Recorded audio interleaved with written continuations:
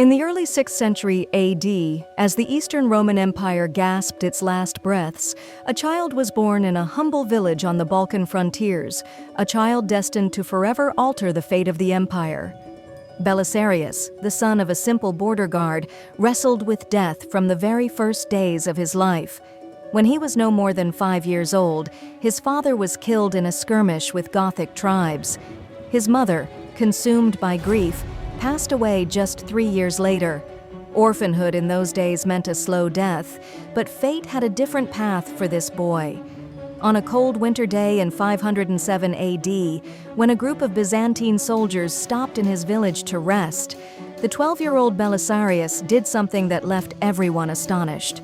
With a wooden stick, he challenged 3 seasoned soldiers to a fight, and to everyone's disbelief, defeated all 3.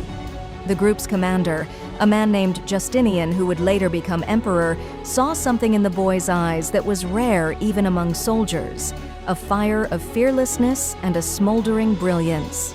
Belisarius was taken to Constantinople and enrolled in the military academy of Megara. It was here that his legend began. While other cadets grew weary after hours of training, he would practice swordsmanship late into the night. During the bitter cold of winter, he slept naked in the academy's courtyard to harden his body.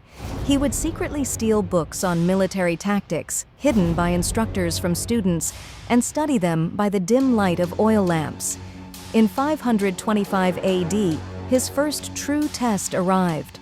On the eastern frontier, where the Sasanian Empire repeatedly encroached on Byzantine territory, the 20-year-old Belisarius was tasked with holding the vital pass of Tiferius with just 100 soldiers. A 3-week siege by the Sasanians began.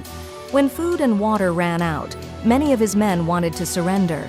But Belisarius devised a solution no one expected. He ordered his soldiers to collect sap from desert plants to stave off hunger. Then, on a foggy night, he launched a surprise attack on the Persian camp and captured their banner. The victory at Tiferius made his name known across the empire. 2 years later, during the siege of Dara, when his commander was wounded, Belisarius took control. By reorganizing the defenders and making clever use of catapults, he saved the city from falling. This triumph caught the attention of Emperor Justinian himself. At the victory ceremony in Constantinople, a pivotal moment sealed Belisarius' fate forever. Justinian asked the lean but iron-willed soldier, "If you were in my place, how would you save the empire?" Belisarius' answer was striking. "Your Majesty, our soldiers are like armored bears, strong but slow. We must be swift and agile, like wolves."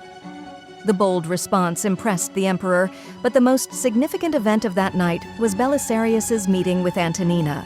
A 40-year-old woman with fiery red hair and a close friend of Empress Theodora, Antonina saw boundless ambition in the young man's eyes. Many believe this encounter was no accident, but part of Justinian and Theodora's plan to control this talented young general. Belisarius and Antonina married in the spring of 527 AD, a simple ceremony in a small palace chapel. Belisarius was 22 and Antonina 42. This unusual marriage instantly elevated Belisarius into the inner circle of the imperial court. Now this young Belisarius, who had gained access to the court, was about to face the greatest trial of his life. But no one, not even Justinian himself, could have guessed just how far this unknown officer would take the empire. If you've been with me this far, subscribe to my channel so you don't miss the next videos. A cold dawn broke over Constantinople's harbor. The 28-year-old Belisarius stood on the command ship's deck, staring at the churning sea. Behind him, 15,000 Byzantine soldiers waited aboard 150 ships for the order to sail. Their mission seemed impossible: to reclaim the Vandal kingdom of North Africa, lost to Rome for a century. The wind howled through the imperial banners. Belisarius gripped his sword hilt. Could this small force really strike at the heart of Vandal territory? Antonina, ever the strategist, had boarded disguised in men's attire. The woman who helped elevate Theodora from slavery to empress would not be left behind. Disaster struck mid-voyage. A monstrous tempest shattered the fleet. From the pitching deck, Belisarius watched 18 ships vanish beneath the waves. He refused to yield. Seizing the helm himself, he guided the surviving vessels through 2 sleepless days. When the storm finally broke, African shores emerged on the horizon. Exhausted soldiers staggered onto sandy beaches to rest. On September 13, 533, the armies faced each other across the plains of Ad Decimum. Before them stood Gelimer, king of the Vandals, with 30,000 seasoned warriors. Against them, Belisarius commanded barely half that number. The African sun turned Byzantine armor into ovens. Belisarius executed a daring gambit. He ordered his vanguard to feign retreat. As the cheering Vandals charged into the trap, 2,000 elite Byzantine archers emerged from hidden positions behind dunes. A hail of Greek fire arrows rained down. When Gelimer's brother Amatas led a cavalry charge, Belisarius personally counterattacked. Through the dust of battle, a Byzantine spear found Amatas's heart. With his death, Vandal morale shattered. Victory came swiftly. Within 3 hours, Belisarius reached Carthage's gates, only to find them open. The people had revolted. For the first time in 94 years, the Roman imperial banner flew over the city again. In the royal palace, Belisarius stood transfixed. Before him lay treasures looted from Jerusalem's temple in 455, and on a dusty table, the crown of the Western Roman Empire. When he saw the standards of destroyed Roman legions, tears streaked the battle-hardened general's face. Yet in Constantinople, Justinian's reaction stunned all. Upon hearing of the victory, the emperor frowned instead of rejoicing. Advisors whispered, "Now this young general will covet the throne." Unbeknownst to Belisarius, who expected triumphant welcomes, another storm awaited his return. Winter 535 AD, Belisarius paced in his command room in Sicily. Ancient maps of Rome were spread across the wooden table, one corner stained by the wine goblet Antonina had brought him. 5 years had passed since the conquest of Carthage, and now Justinian had sent him on an impossible mission: to reclaim Italy from the Goths with only 8,000 men. On the night of October 5, 535, Belisarius led his soldiers through ancient aqueducts into the heart of Naples. A local shepherd, bribed with gold coins, had guided them. By dawn, Byzantine flags fluttered atop the city walls. But the victory was bitter. The retreating Goths had massacred thousands of civilians. 9 months later, the gates of Rome opened to Belisarius. The people, weary of Gothic rule, hailed him as their savior. But the joy was short-lived. Vitiges, the new Gothic king, marched toward Rome with 50,000 warriors. Belisarius had only 5,000 soldiers. 372 days of bloody siege. Every day the Goths assaulted Rome's ancient walls. Every night Belisarius inspected the battlements by torchlight, his armor still splattered with blood.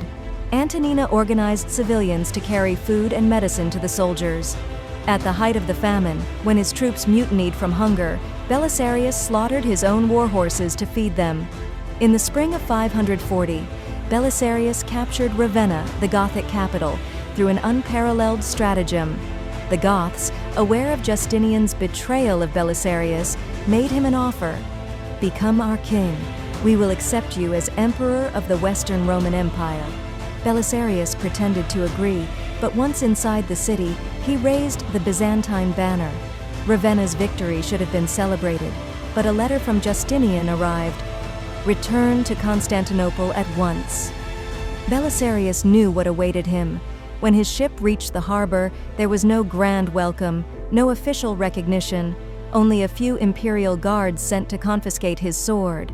Belisarius was a soldier, not a traitor. But Justinian refused to believe it. He did not know that this return marked the beginning of 5 years of humiliation and isolation. As Italy fell back into Gothic hands, Byzantium's greatest general was imprisoned in his own home. But was this the end of his story? Or had fate written another role for this defeated hero? A bitter December chill gripped Constantinople in 541 AD. Belisarius, now 46 years old, languished in isolation. Meanwhile, on the eastern frontier, the Sasanian king Khosrow Anushirvan had invaded Syria with 100,000 soldiers. Antioch, the Pearl of the East, was burning. One after another, Justinian's new generals suffered defeat. On the morning of January 3rd, 542, a heavy knock pounded on Belisarius's door. 4 royal guards in gleaming armor stood outside. "By the Emperor's command, the Empire needs you." Belisarius took up his worn armor and prepared to serve once more. On the ravaged plains of Mesopotamia, the two armies faced each other. Khosrow, brimming with confidence, had promised his soldiers certain victory. But Belisarius, with only 10,000 men, deployed a revolutionary tactic. He dispersed his troops into mobile units of 300, each operated independently, yet in coordination. At night, multiple campfires created the illusion of a vast force. Confused, Khosrow hesitated for 3 weeks. Belisarius seized the opportunity to cut Persian supply lines, poison wells, spread fear among Sasanian ranks with psychological warfare. In the end, Khosrow withdrew without a decisive battle, but this victory brought Belisarius no reward. Justinian, now more fearful than ever of his popularity, sent a letter. "Your mission is over. Return at once." Back in Constantinople, conspiracies thickened. Procopius, Belisarius's loyal historian, wrote in his memoirs, "Every day, the emperor's spies visited Belisarius's house, searching for the slightest pretext to condemn him. On a cold winter night in 543, Justinian ordered Belisarius arrested on charges of treason. In the sham trial that followed, former servants testified against him. Even old friends betrayed him. He was ultimately sentenced to a crushing fine. The years 544 to 549 were a nightmare for Belisarius. All his property was confiscated. He survived on a meager pension. He was forbidden to wear military dress. The people who once hailed him as their savior now shunned him in fear of the emperor. He had no power left. Was this the end? Would the hero who saved the empire be left to die in obscurity and poverty? Spring of 559 AD brought catastrophe. The Hunnic tribes, led by Zabergan, crossed the Danube and advanced to the very walls of Constantinople. The city was gripped by panic. The 70-something-year-old Justinian floundered helplessly in his palace. Amidst the chaos, a voice suddenly rose from among his advisors. "There is only one man who can save us." Belisarius, now 64 years old, his body ravaged by illness from years of humiliation, donned his armor once more. But this time, he commanded no well-equipped army nor sufficient resources.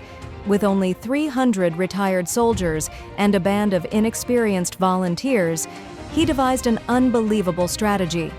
They infiltrated the Hun camp under cover of darkness, lit hundreds of torches at various points to simulate a massive attack, used church bells as psychological warfare.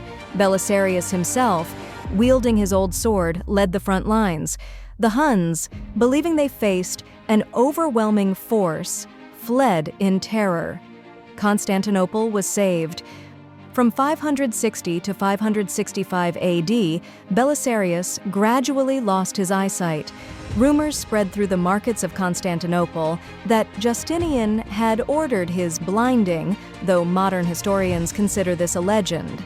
Antonina cared for him until his final days. On March 13, 565 AD, Belisarius died at around 70 years of age. Justinian followed him to the grave just 8 months later. In the years that followed, the legend of Belisarius endured. Today, all that remains of Byzantium's greatest general is his memory in history books. A man who could have saved the empire had the politicians allowed it.